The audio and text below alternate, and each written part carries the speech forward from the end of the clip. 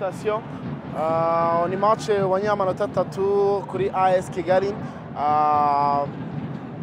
Twajyaga tukubaza ngo byapfiriye uno munsi noneho byakundiye. Nibaza yuko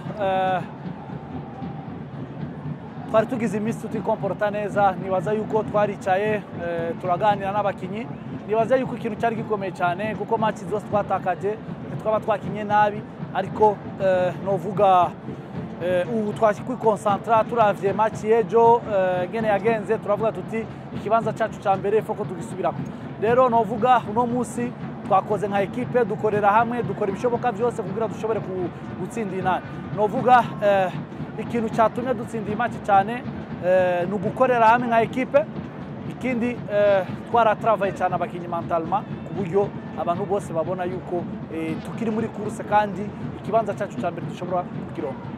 Hanyuma coach, ku ruhande rw'ubusatirizi mu by'ukuri hagaragayeho ihushwa ry'ibitego byinshi cyane cyane ku mukinnyi Onana. Ntagaragaruka neza, abafana nabonaga muri comment bagera bavuga ati se Onana byagenze gute? Ntagaragaruka neza.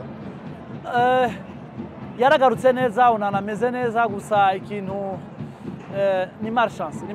Uno munsi novuga match yarayifise, yari guciwa match hakiri kare ariko ntibyashoboye gukunda, ariko twatsinze nicyo cyari gikuru. Rero muri rusangi tugiye gukosora ako kantu gatoya, tubandanye dukina neza, turabe ko tubandanya dukina dutsinda kugira natwe dushobore gushika kuri objectif yacu. Mu gitondo nibwo nabonaga tweet y'umwataka wa Musanze avuga ati turabiteguye bareyo, ati ikintu cyo gukura amanota 3 hano i Musanze byo memo byibagiye ku cyumweru.